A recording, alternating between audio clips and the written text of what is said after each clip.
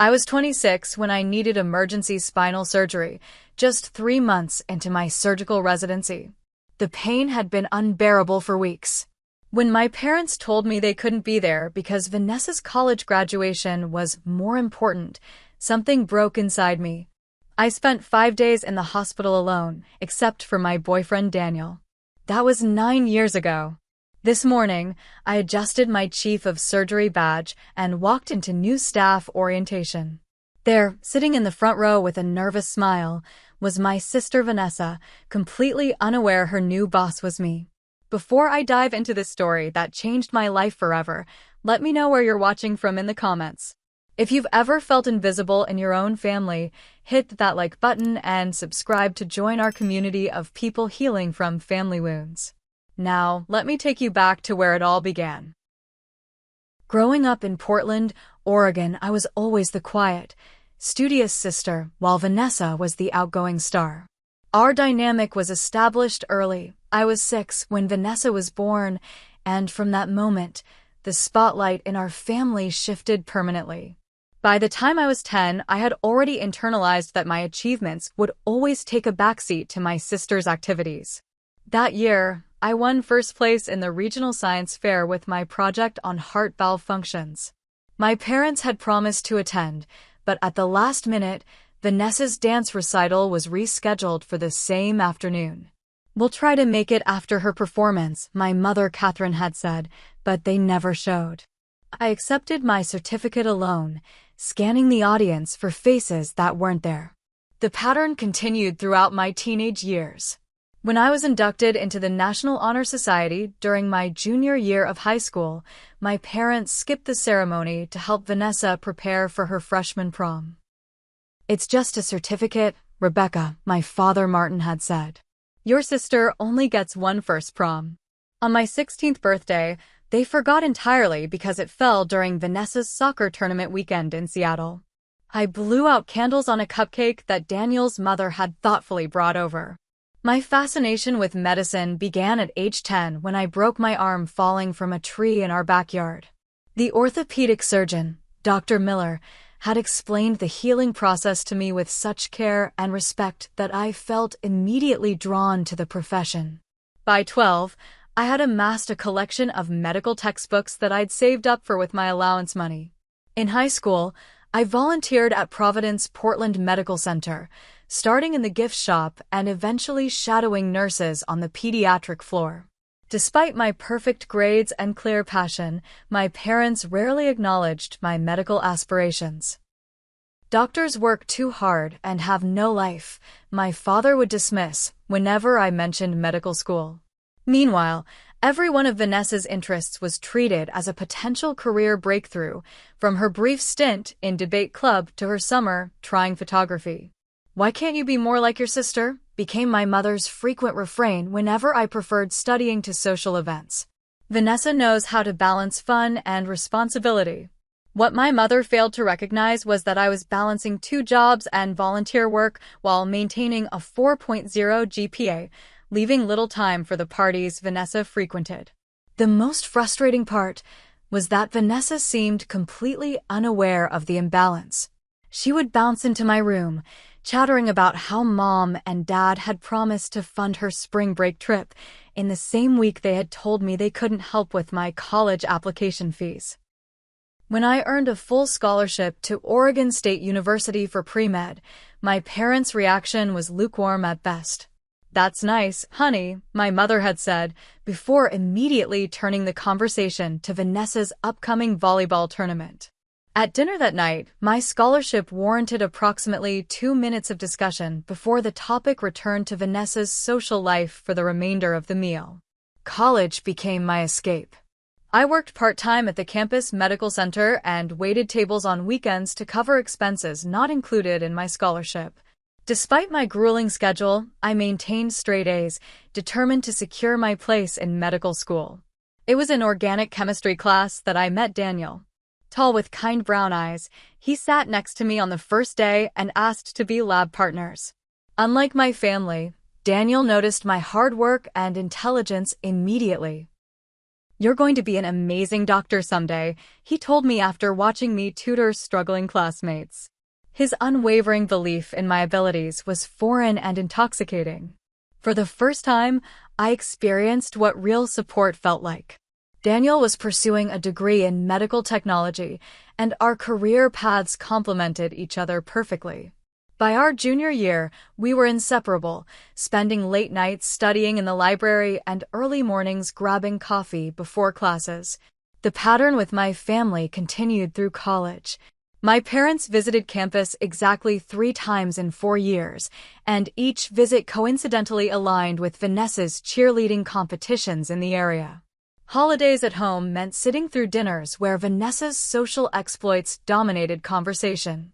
My achievements, making Dean's List, securing competitive research positions, being accepted to prestigious summer programs, were mentioned briefly before the conversation inevitably shifted back to Vanessa.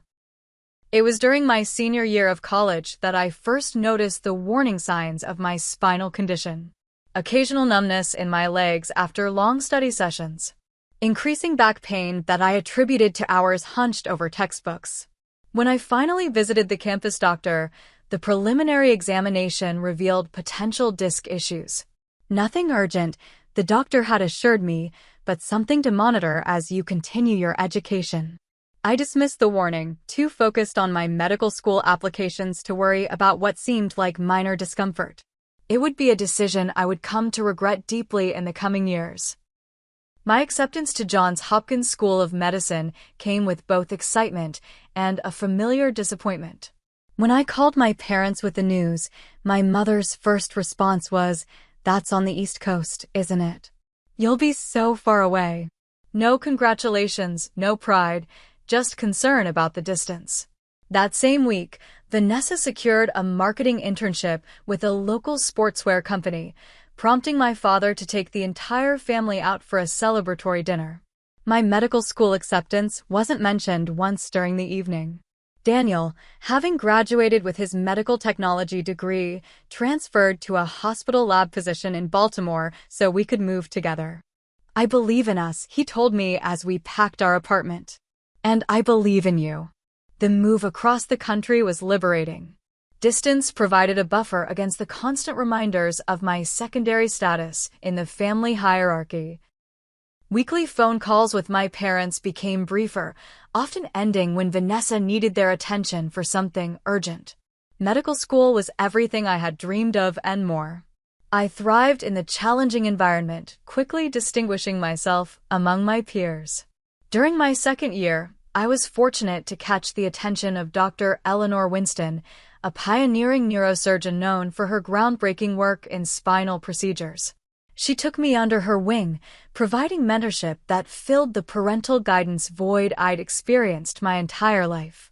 "You have exceptional hands and intuition," Dr. Winston told me after observing my first assist in the OR. "But more importantly, you have compassion. That combination is rare and valuable." As my medical education progressed, however, my physical condition deteriorated. The occasional numbness in my legs became more frequent. The back pain intensified until it required daily pain medication to function. By the time I entered my residency at Johns Hopkins Hospital, I was concealing a significant health issue from everyone except Daniel and Dr. Winston. An MRI during my 3rd month of residency revealed the truth I had been avoiding: severe disc herniation that required immediate surgical intervention. Without surgery, I risked permanent nerve damage and potentially the end of my surgical career before it had truly begun. "We need to schedule this immediately," Dr. Winston advised, reviewing my scans with concern. "I'll perform the procedure myself, but Rebecca, you'll need support during recovery.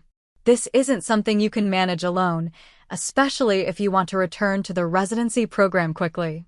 I scheduled the surgery for the following month, during a brief break in my rotation schedule. Despite our strained relationship, I expected my family to support me during this critical procedure.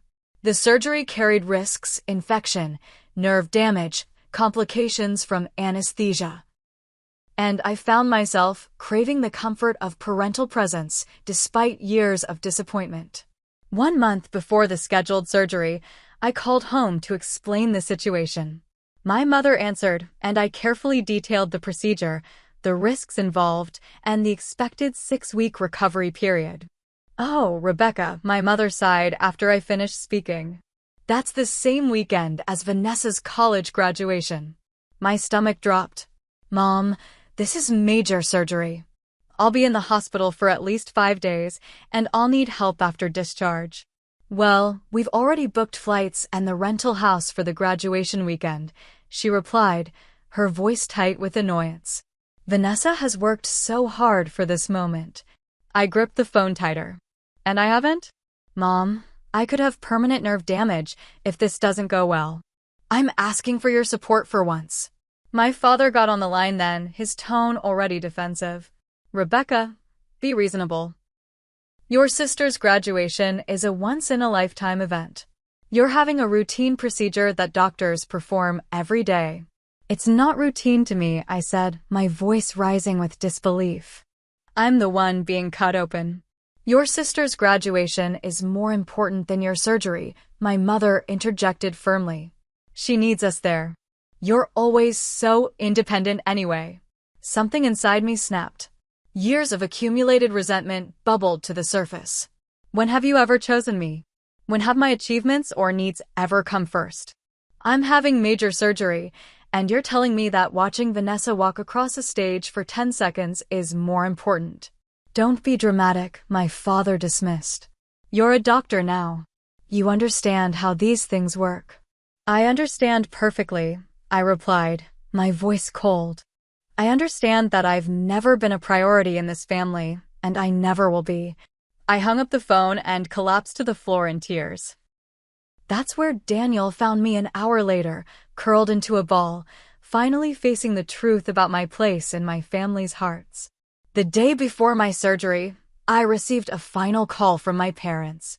They were in California for Vanessa's graduation, staying in a beachfront rental house they had splurged on for the occasion. "We're just checking in before your procedure tomorrow," my mother said, the sounds of a celebration evident in the background. "Vanessa wants to say good luck too."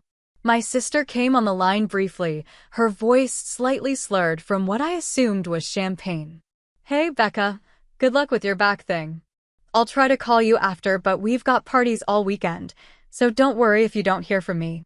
I thanked her politely and ended the call, a strange numbness replacing the hurt I'd felt earlier. Daniel squeezed my hand as I put down the phone.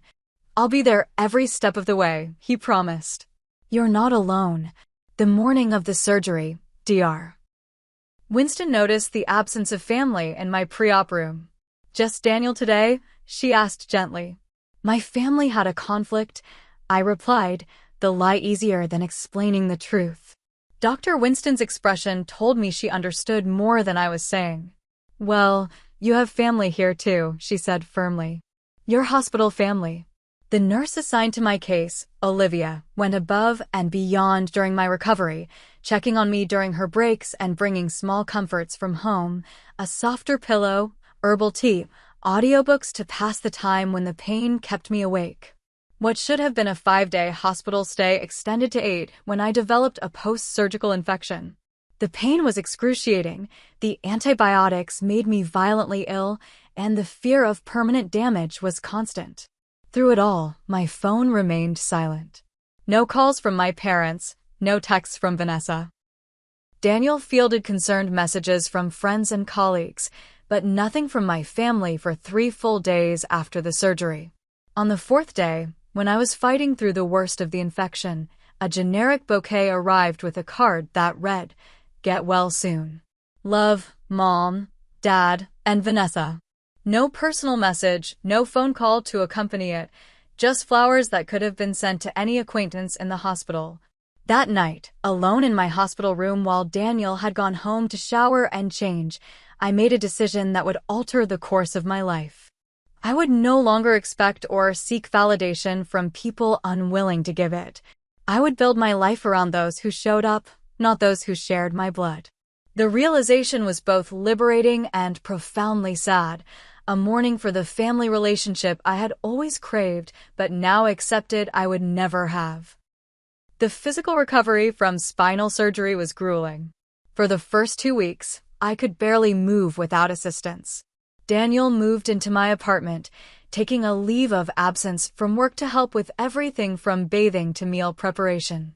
Each small victory, sitting up without pain, walking to the bathroom unassisted, managing a full night's sleep, was celebrated between us as the significant milestone it was. My physical therapist, Marcus, became another pillar of support during those difficult months. Twice-weekly sessions gradually rebuilt my strength and mobility.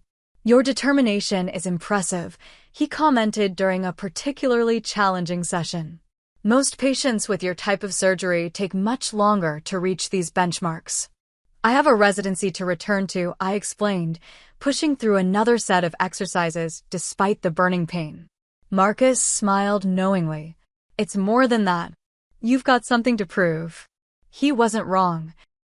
Every painful step forward was fueled not just by professional ambition, but by a deep desire to prove my worth, to myself, if to no one else.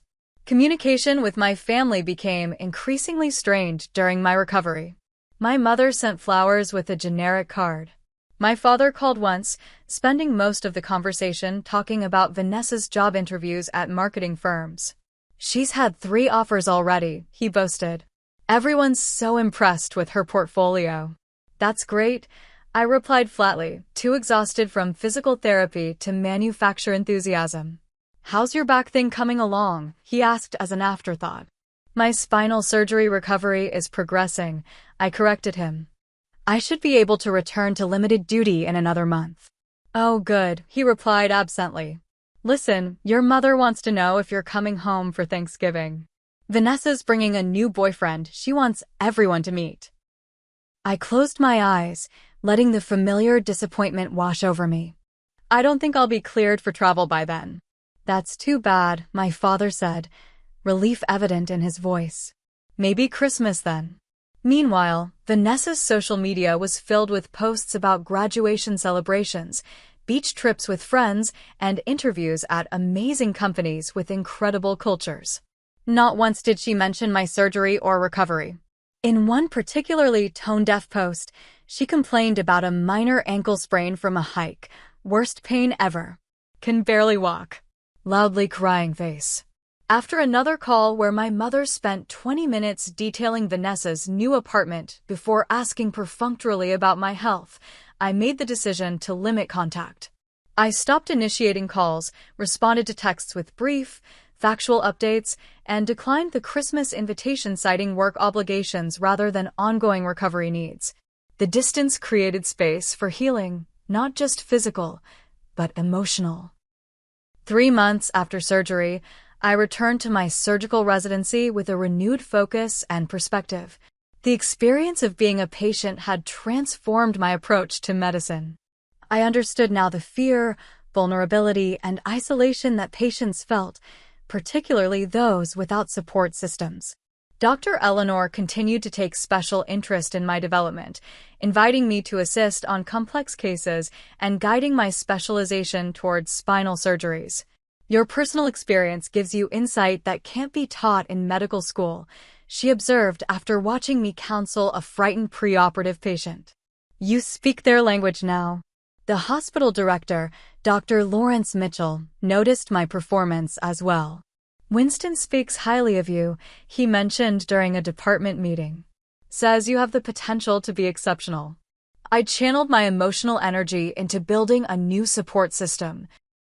Weekly dinners with fellow residents Jordan and Melissa became a highlight, the 3 of us sharing the unique stresses and triumphs of surgical training. Daniel remained my rock, his steady presence a constant reminder that genuine support existed. On the 1-year anniversary of my surgery, Daniel proposed during a quiet dinner at home. "You're the strongest person I know," he said, presenting a simple solitaire ring. "And I want to spend my life with you." Dr. Eleanor became more than a mentor. She became the mother figure I had longed for. She celebrated my successes without qualification, offered guidance without comparison, and provided the unconditional support I had never experienced from my biological mother. 6 months into my recovery, I began therapy with Dr. Sarah Coleman, a psychologist specializing in family trauma. Our weekly sessions became a safe space to process years of emotional neglect and the acute betrayal of my parents' absence during my medical crisis. What you're describing is a classic golden child/scapegoat dynamic, Dr. Coleman explained during one session. Your parents created a family system where Vanessa's needs were automatically prioritized, regardless of circumstance. But why? I asked, the question that had haunted me since childhood. What made her more deserving of their attention? It's rarely about deserving, Dr. Coleman replied gently. These patterns often develop for reasons unrelated to the children themselves. Perhaps Vanessa's personality mirrored traits they valued, or perhaps her needs were simply louder and more visible than yours. Through therapy, I developed tools for establishing healthy boundaries, techniques for self-validation, and methods for processing anger constructively rather than letting it consume me. Family contact became minimal and superficial. Holiday phone calls were brief and focused on safe topics. I declined invitations to family gatherings, choosing instead to celebrate with Daniel and my chosen family of friends and colleagues.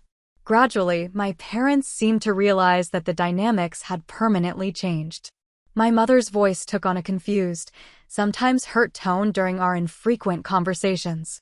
My father became uncharacteristically solicitous, asking about my work with awkward interest. Vanessa occasionally texted, usually when she needed medical advice or wanted to complain about our parents. "Why are you being so difficult about visiting?" she asked once. "Mom says you're always too busy for family now." I didn't bother explaining. The gulf between our experiences felt too vast to bridge through text messages, and I no longer had the energy to make her understand what she had never bothered to see. As my physical strength returned, so did my professional confidence. The surgeon who had almost been derailed by injury was now stronger, more determined, and possessing a depth of empathy that distinguished me among my peers. The pain had transformed me, burning away the need for external validation and leaving behind a resilience I hadn't known I possessed. The years following my surgery witnessed a steep trajectory in my career. I completed my surgical residency with evaluations that placed me in the top percentile of graduates. My focus on spinal procedures, informed by my personal experience, led to the development of a minimally invasive technique that reduced recovery time by nearly 30%. By my second year post-residency, I had published research in 3 major medical journals and was receiving invitations to speak at conferences across the country. Job offers arrived from prestigious hospitals in Boston, Chicago, and San Francisco, each promising state-of-the-art facilities and considerable autonomy. Despite the tempting offers, I chose to stay at Johns Hopkins where Dr. Eleanor practiced. "They can offer you more money elsewhere," she acknowledged when I consulted her about my decision, "but here, you have the freedom to build something meaningful." She was right. The familiarity of the hospital, the relationships I'd cultivated, and the opportunity to continue learning from my mentor outweighed the financial incentives elsewhere. Daniel and I married in a small ceremony in the Baltimore Botanical Gardens 4 years after my surgery. Dr. Eleanor gave a speech normally reserved for the mother of the bride, her voice catching as she described watching me grow from promising student to exceptional surgeon and cherished friend. My parents attended the wedding, looking uncomfortable among the guests they didn't recognize: colleagues, fellow surgeons, friends who had become family over the years. Vanessa brought her boyfriend Travis, who drank too much champagne and made inappropriate comments during the reception, eventually being asked to leave by Daniel's brother. "Your friends are so serious," my mother commented during the reception, gesturing toward a group of neurosurgeons engaged in animated conversation. "Don't they know how to have fun at a wedding? They're discussing a groundbreaking procedure that saved a child's life last week," I replied evenly. "I find that more interesting than small talk." My mother's lips tightened, but she said nothing more. My professional advancement continued at a pace that surprised even me. By 32, I became the youngest attending surgeon in the neurosurgery department. My reputation for taking difficult cases that other surgeons declined made me both respected and sought after. Drawing from my own experience as a patient, I created a support program for spinal surgery recovery, pairing current patients with former ones who could provide practical advice and emotional support.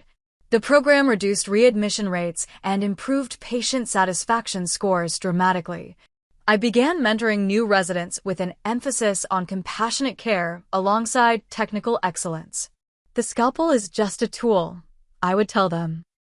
Your humanity is what makes you a healer. Each year, I was invited to present at the International Spinal Surgery Conference, my sessions consistently among the most highly attended. Videos of my innovative techniques were used in teaching hospitals across the country. As my professional stature grew, a curious shift occurred in my family dynamics. My parents began to recognize, or at least acknowledge, my success in ways they never had before. Rebecca's drive and determination always set her apart, my mother told her friends at a community fundraiser I attended during a rare visit home. We always knew she was destined for great things. I nearly choked on my drink hearing her revisionist history, but said nothing. The approval I had desperately craved in my youth now felt hollow and unearned. My father developed a newfound interest in explaining medical procedures to his golf buddies. My daughter pioneered that technique, he would say, according to family friends who reported these conversations back to me with amusement. Meanwhile, Vanessa's career followed a less certain path. She hopped between marketing positions, never staying at one company longer than 18 months. Her relationship with Travis ended after 3 years, a messy breakup that involved shared property and mutual accusations. During our infrequent conversations, Vanessa increasingly expressed dissatisfaction with her professional life. I just feel like I haven't found my calling yet, she confessed during one phone call. Everything feels so meaningless. For the first time, she began asking questions about healthcare careers. What kind of jobs are there in hospitals that don't require medical degrees? She inquired during a holiday call. I'm thinking of making a change. 5 years after my surgery, I attended a holiday gathering at my parents' home, my first in several years. The tension was palpable beneath the festive decorations and carefully prepared meal. During dinner, my mother raised her glass in a toast. To both my successful daughters, she said, smiling broadly. Catherine the marketing whiz and Rebecca the surgeon. Your father and I are so proud. Something in her blatant attempt to equate our vastly different paths and to present herself as an equally supportive parent to both triggered a response I couldn't suppress. It's interesting to hear you say that, I said calmly, setting down my glass. Considering you told me that Vanessa's college graduation was more important than being with me during life-altering surgery. The table fell silent. My father shifted uncomfortably in his chair. Vanessa looked confused. That was a difficult situation, my mother finally said, her voice tight. We had commitments we couldn't break. You had 2 commitments, I corrected her. And you chose one over the other, as you always had. I just want to be clear about our history before we toast to it. That evening marked the first honest conversation about the family patterns that had shaped my childhood and young adulthood. It was uncomfortable and left many issues unresolved, but it placed the reality of our relationships squarely on the table for the first time. No longer was I willing to participate in the fiction that we were a close-knit family temporarily separated by my demanding career. The truth that I had been systematically deprioritized throughout my life was finally acknowledged, even if not fully accepted by my parents. As difficult as that conversation was, it marked a turning point. Not toward reconciliation exactly, but toward authenticity. We would never be the Hallmark card version of family, but perhaps we could be honest about who we really were to each other. 8 years after my surgery, an unexpected opportunity arose that would once again reshape my professional and personal landscape. Dr. Eleanor announced her retirement, sending shockwaves through the neurosurgery department where she had been a fixture for over 2 decades. "I've given my best years to this hospital," she told me over dinner at her home, where we had taken to meeting monthly for professional mentorship that had evolved into deep friendship. "Now I want to give my remaining good years to myself." What she said next stunned me even more than her retirement announcement. "I've recommended you as my successor for chief of surgery," she stated, watching my reaction carefully. "The board is considering you and Thompson." Dr. Thompson was 15 years my senior, with an impressive record of his own. The idea that I would be considered alongside him for such a prestigious position seemed almost absurd. "I'm too young," I protested. "I've only been in attending for 6 years. And in those 6 years, you've published more research, developed more innovative techniques, and saved more impossible cases than Thompson has in 15, Eleanor countered. "Age is just a number. Talent and vision are what matter." The interview process was rigorous. The hospital board subjected both candidates to extensive questioning about management philosophy, department vision, and technical expertise. Dr. Thompson emphasized his years of experience and established relationships with hospital administration. I focused instead on innovation, my plans for integrating new technologies, improving patient outcomes through enhanced recovery protocols, and expanding research opportunities for promising residents. The board deliberated for 2 weeks. Dr. Lawrence, who had watched my career develop since residency, later told me that the final vote had been close until he presented my patient outcome statistics compared to national averages. "The numbers spoke for themselves," he said. "Your patients recover faster, experience fewer complications, and report higher satisfaction. That's the kind of leadership we need." At 35, I became the youngest chief of surgery in the hospital's history. The announcement prompted a feature in the Journal of American Medicine titled "The Rising Star of Neurosurgery," highlighting my rapid ascent and innovative approaches. As chief, I implemented new department protocols based directly on patient experience, required all surgeons to follow up personally with patients within 48 hours of procedures, and established a mentorship program pairing experienced surgeons with promising medical students from underrepresented backgrounds. Daniel's pride and support never wavered. Dr. Rebecca Mitchell, chief of surgery, he would say, testing the sound of my new title with a grin. "Has a nice ring to it." 3 months into my new position, Dr. Eleanor hosted a celebration dinner at her home. The intimate gathering included only Daniel, myself, and our host, who presented me with a velvet box after dessert. Inside was a set of surgical instruments, their handles inlaid with mother-of-pearl. "These were given to me by my mentor when I became chief," Eleanor explained, her eyes misty. "They've performed hundreds of life-saving procedures. Now they're yours." Later that evening, sitting in Eleanor's garden with coffee, we had a conversation that crystallized the journey I had been on since that fateful surgery 9 years earlier. "You know," Eleanor said thoughtfully, "sometimes the people who should support us don't or can't. And sometimes the universe compensates by sending us exactly who we need instead." I thought about how she had stepped into the void my parents had left, providing guidance, support, and unconditional belief in my abilities. "I think I'm finally at peace with it," I admitted. "I've stopped waiting for them to become the parents I needed." "That's the final stage of healing," she nodded. "When you no longer need the wound to close differently than it did."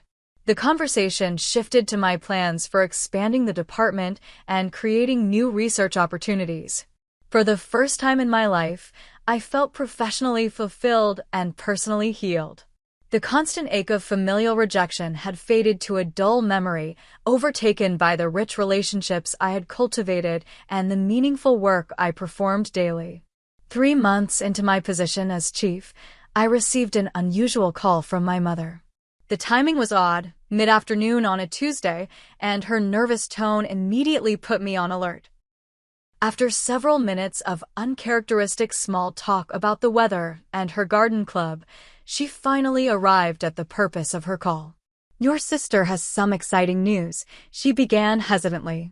Oh, I responded, only half listening as I reviewed surgical schedules on my computer. Vanessa has completed a certification program in healthcare administration, my mother continued. She's applied for a position at several hospitals in the Baltimore area. My fingers froze over the keyboard. Baltimore? Yes, my mother confirmed. And one of them is Johns Hopkins. Isn't that a wonderful coincidence? It wasn't a coincidence, of course. Vanessa had specifically targeted my hospital, though whether from genuine interest in the institution or a desire to capitalize on my position there, I couldn't be sure. She's very qualified, my mother added quickly. The program was quite selective. Then came the inevitable request. I was hoping you might put in a good word for her, just to make sure her application gets proper consideration. I took a deep breath, steadying myself against the familiar pressure to prioritize Vanessa's needs. Mom, I can't do that, I explained firmly. It would be unethical for me to influence the hiring process, especially for a family member. I'll have to recuse myself from any decisions regarding Vanessa's application. My mother's disappointment was palpable even through the phone. But you're the chief now. Surely you have some say in who gets hired. That's exactly why I can't get involved, I replied. My position requires me to maintain ethical boundaries. Vanessa's application will be evaluated on its merits, just like everyone else's. After hanging up, I sat in my office contemplating the potential complications of having Vanessa working in my hospital. The professional boundaries would be challenging enough, but the personal history between us created an additional layer of complexity. That evening, I discussed the situation with Daniel over dinner. How do you feel about potentially seeing her every day? He asked, concern evident in his expression. Honestly, I'm not sure, I admitted. Part of me has moved beyond the hurt, but another part worries about old patterns resurfacing. You're not the same person you were 9 years ago, Daniel reminded me gently. You've built boundaries and a support system. Those won't disappear just because Vanessa is in the building. The following week, I scheduled a session with Dr. Coleman to process my feelings about the situation. Your reaction is perfectly normal, she assured me. Family relationships carry powerful emotional charges, even when we've done extensive healing work. We discussed strategies for maintaining professional relationships while protecting my emotional well-being. The key is to separate her professional performance from your personal history, Dr. Coleman advised.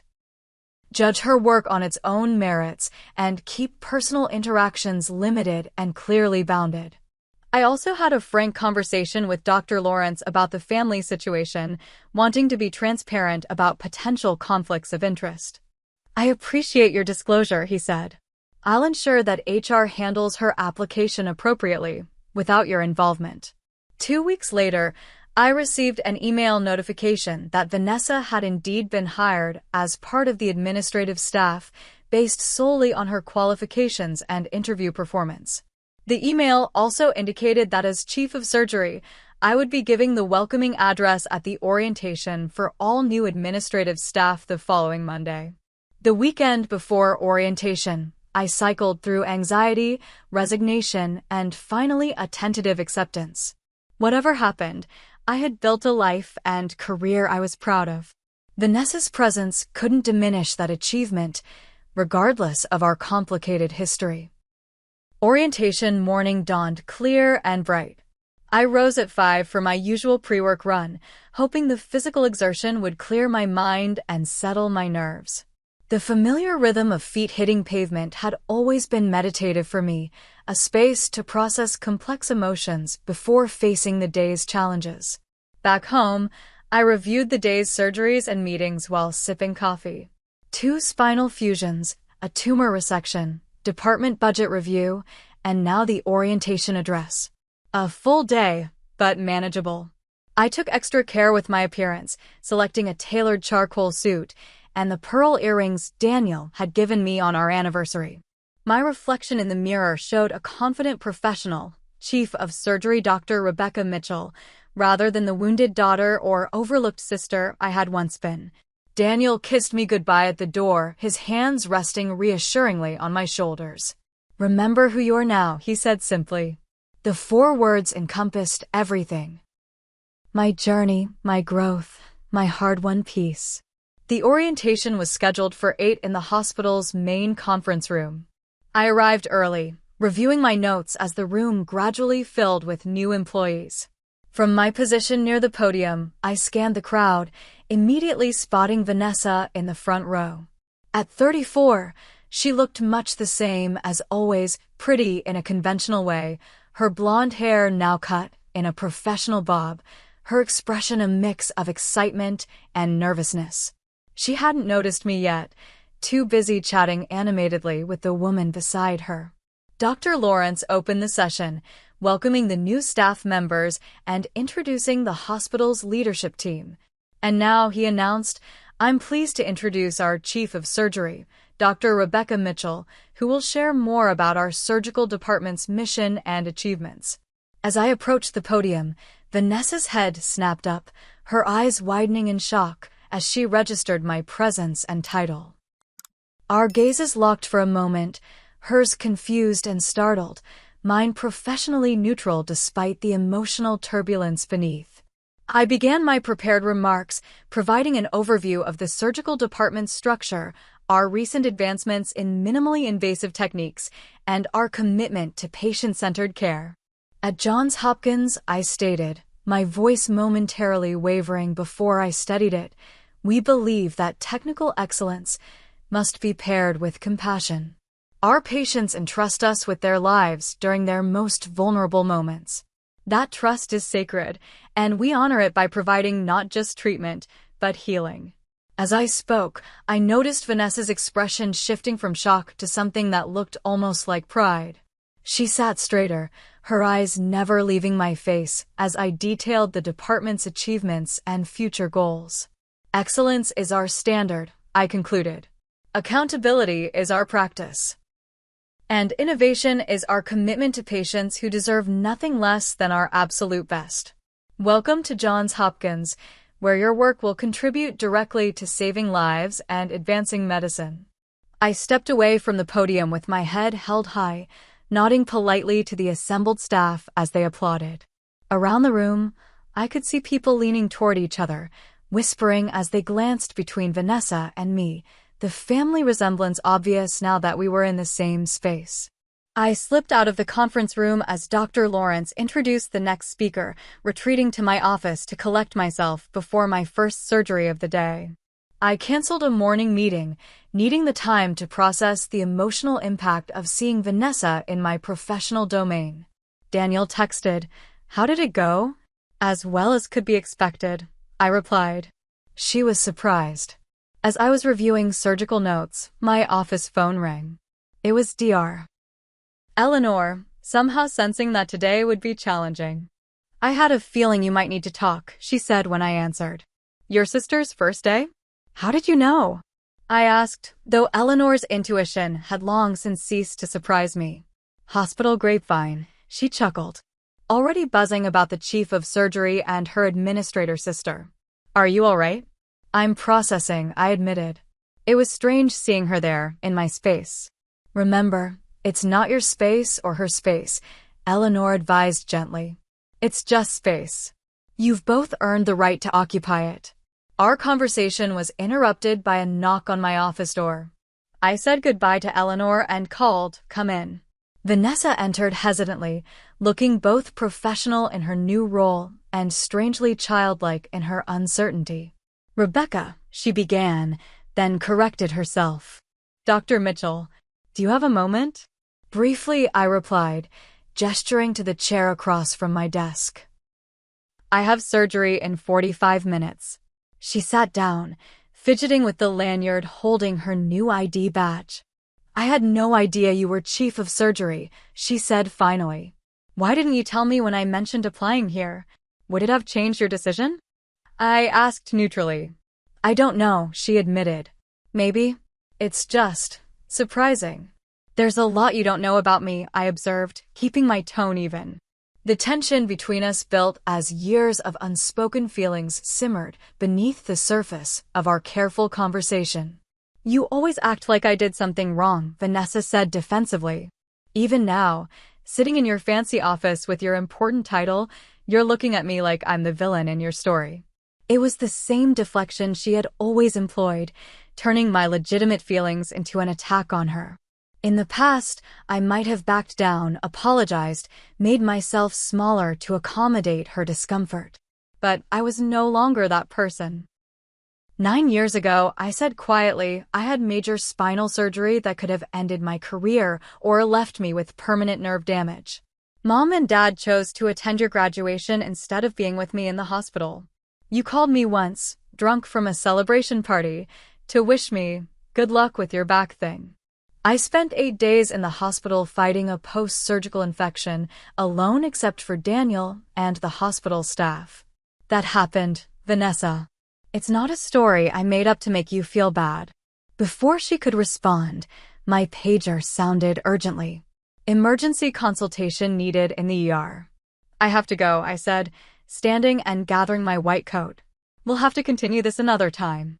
I spent the next 5 hours in surgery, removing bone fragments pressing against a young man's spinal cord after a motorcycle accident. The focus required pushed everything else from my mind: family drama, old wounds, present tensions. There was only the patient, the procedure, and the precision needed to preserve function and prevent paralysis. When I emerged from the OR, physically exhausted but mentally clearer, I found a text from Vanessa. "Can we talk after your shift? I'll wait in the cafeteria." I found her there at 7 that evening, nursing a cup of coffee and staring out the window at the darkening sky. She looked up as I approached, her expression uncharacteristically serious. "I've been sitting here thinking about what you said," she began without preamble. "About your surgery. I never knew it was that serious." I sat down across from her, too tired to maintain professional distance. "What did you think it was?" "I don't know," she admitted. The way Mom and Dad talked about it, it sounded like a minor procedure. Mom called it an outpatient thing you were having done. I stared at her in disbelief. I had major spinal surgery to prevent permanent nerve damage. I was hospitalized for over a week. I couldn't walk without assistance for nearly a month afterward. Vanessa's face paled. "They never told me that." "I swear, Rebecca. All they said was you were having a minor procedure and that you understood why they needed to be at my graduation." For the first time, I considered the possibility that Vanessa hadn't been complicit in my parents' dismissal of my needs, that perhaps she, too, had been fed a narrative that absolved them of their choices. "What else didn't they tell you?"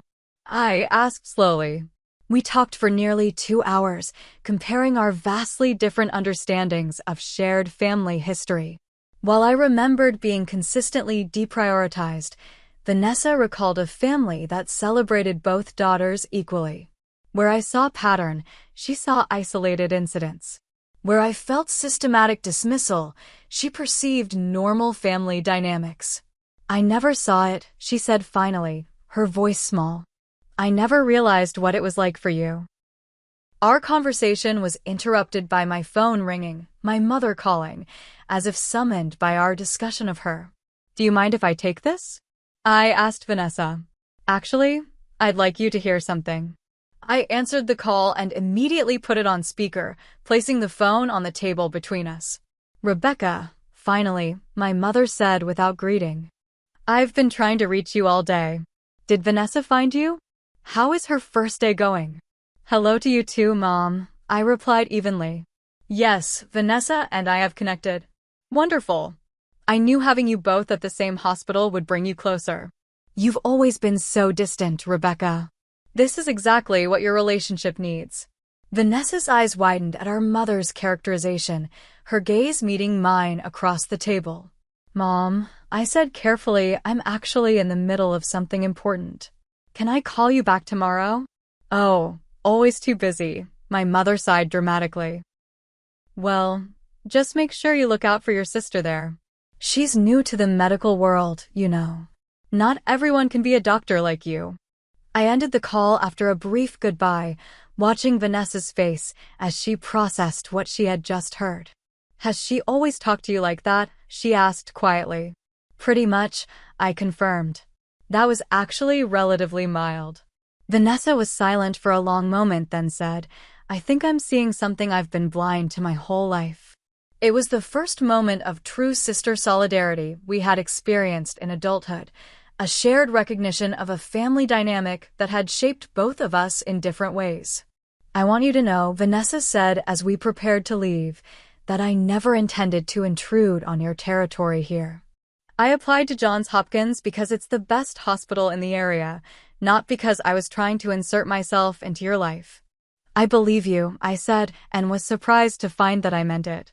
Can we try again? She asked hesitantly.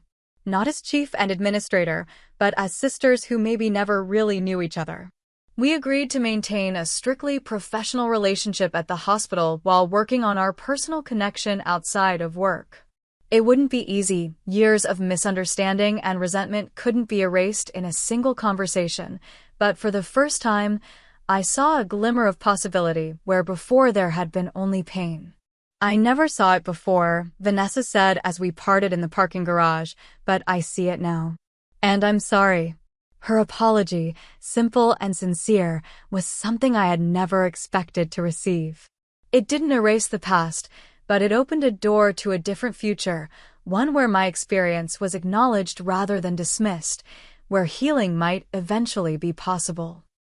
The first month of working in the same hospital with Vanessa required careful navigation of professional and personal boundaries. We established clear guidelines. At work, she would report directly to the HR director, not to me. We would use professional titles in public settings and first names in private.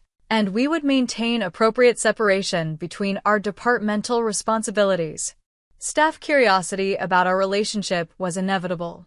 Whispers followed us in hallways, conversations paused when we entered rooms together, and questions about our family connection arose in seemingly casual conversations.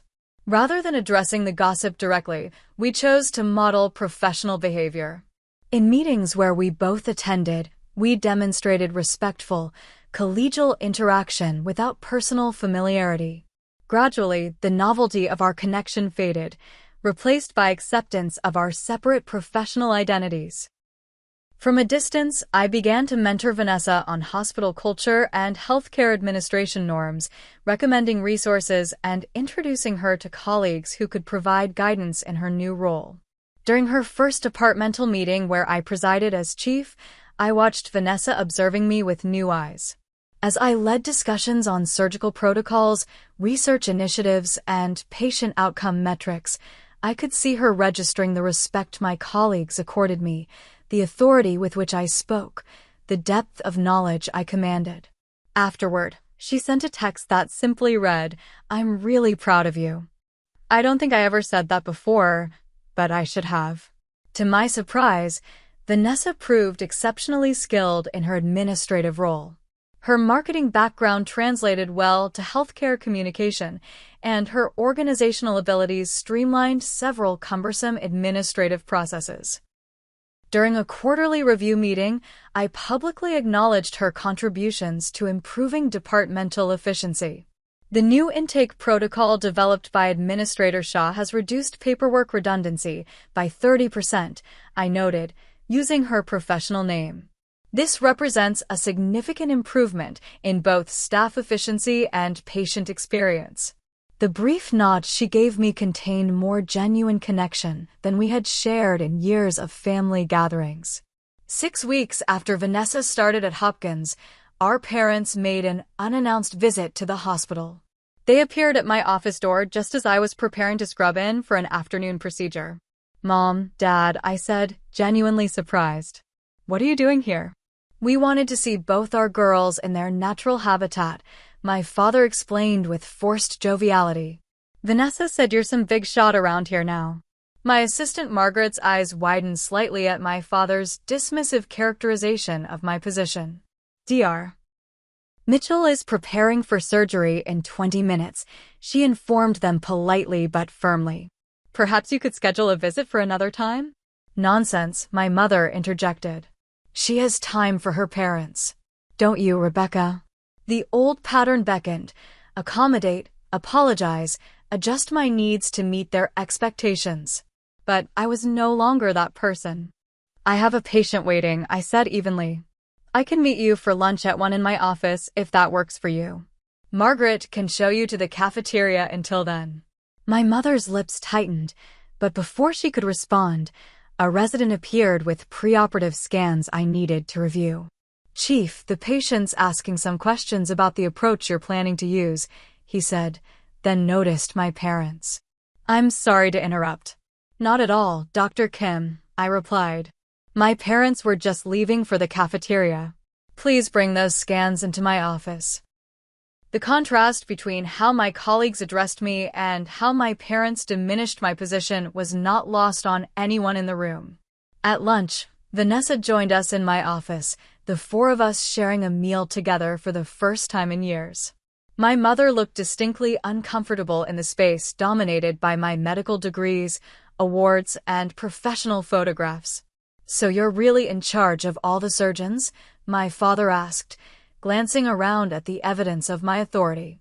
Rebecca oversees the entire surgical department, Vanessa answered before I could.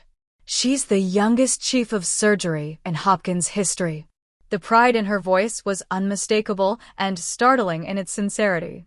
Well, my mother said after an awkward pause, we always knew you'd do well. You were always so determined. Yes, I agreed calmly. I was determined. I am determined. But determination alone doesn't make a chief of surgery. Skill does. Knowledge does. Leadership does. What your daughter is too modest to tell you, came Dr. Eleanor's voice from the doorway where she stood holding a file I had requested, is that she's also pioneered 2 surgical techniques that have become standard practice across the country. She's not just an administrator, she's a genuinely gifted surgeon. Eleanor had stopped by unannounced, as she often did since her retirement, but her timing couldn't have been better. And you are? My mother asked with barely concealed irritation at the interruption. Dr. Eleanor Winston, she replied with a warm smile that didn't reach her eyes. Rebecca's mentor and predecessor. And you must be the parents who couldn't attend her spinal surgery. I've heard so much about you. The silence that followed was deafening. That evening, after my parents had left and my final rounds were complete, Vanessa and I sat in my office sharing a pot of tea. They've always been like that, haven't they? She asked quietly. Always minimizing your achievements. Yes, I confirmed. Always. I don't think I ever noticed, because they built me up so much, she admitted. But now I can see it clearly. It was the beginning of an honest conversation, the first of many, about the family dynamics that had shaped both of us. There were no easy answers, no immediate resolutions, but the simple acknowledgement of reality felt like a victory after years of gaslighting and dismissal. Over the following months, we established a new pattern of family interaction. Monthly dinners included Daniel, whose steady presence helped buffer lingering tensions. My parents made visible, if sometimes awkward, efforts to acknowledge my professional achievements without immediately pivoting to Vanessa's activities. Vanessa herself underwent perhaps the most significant transformation, actively working to understand my experiences rather than defensively dismissing them. She began to intervene when our parents fell into old patterns, gently redirecting conversations or highlighting my contributions when they were overlooked. I maintained clear boundaries while allowing measured reconnection. The emotional distance I had established was not punishment, but protection, and I made no apologies for continuing to prioritize my well-being over family harmony. The first holiday gathering after Vanessa joined the hospital felt different from any that had come before. The attention was more balanced, the conversations more equitable. It wasn't perfect. Decades of entrenched patterns don't disappear overnight, but it was movement in a direction I had long ago stopped hoping for. 1 year after our unexpected reunion at orientation, I was scheduled to perform a complex spinal reconstruction similar to the procedure I had undergone 9 years earlier. As part of her administrative training rotation, Vanessa was observing from the gallery along with other non-medical staff learning about surgical procedures. In an unprecedented move, I had invited my parents to observe as well, arranging for them to sit with Dr. Eleanor, who could explain the technical aspects of the surgery. Through the observation window, I could see my mother's face as she watched me lead the surgical team through the intricate procedure, her expression transitioning from polite interest to genuine awe as she realized the complexity and precision of my work. The surgery was successful, the patient's prognosis excellent. As I exited the OR, my father approached me, his expression uncharacteristically humbled. "That was extraordinary," he said quietly. "I had no idea. We should have been there. For your surgery. We should have been there." It wasn't a full apology, but it was an acknowledgement, the first step toward genuine accountability. That evening, we gathered for dinner at Daniel's and my home. Vanessa offered a toast, her glass raised toward me. "To Rebecca," she said, "whose journey I'm only beginning to understand, and whose strength I've always admired, even when I didn't show it. You didn't just become a surgeon, you became a healer, a leader, and the kind of sister I hope to deserve someday." My parents added their awkward, but sincere recognition of past mistakes. My mother's eyes glistened as she finally said the words I had never expected to hear. "We're sorry we weren't there when you needed us most." Daniel squeezed my hand under the table, his silent support as constant as ever. Later that week, I placed a new photograph on my office desk, the four of us at dinner, with Daniel and Dr. Eleanor bookending the family group. It wasn't a perfect image of reconciliation, but it was an honest representation of the work in progress. The journey from wounded child to confident leader had been neither straight nor simple. I had built my success despite rather than because of my family. I had found the capacity for measured forgiveness without forgetting the lessons of the past. I had created my own validation when external approval was withheld. Most importantly, I had become the person I needed when I was younger, someone who stood firm in her worth, who created boundaries without apology, who extended compassion without sacrificing self-respect. As I prepared for another day as chief of surgery, I glanced at the photograph, struck by the realization that healing, like surgery, is not a destination but a process. The incision must sometimes break before the body can become whole again. The scar remains as evidence of both damage and repair. 9 years after being told that my sister's graduation was more important than my surgery, I had found peace not in the approval I had once desperately sought, but in the knowledge that I no longer needed it to be whole. What about you? Have you ever had to create boundaries with family members who couldn't see your worth? How did you navigate that difficult balance between forgiveness and self-protection? Share your experiences in the comments below, and don't forget to like, subscribe, and share this video if my story resonated with you. Remember, sometimes the family we create is more healing than the family we were born into. Thank you for listening, and I wish you strength on your own journey of healing and growth.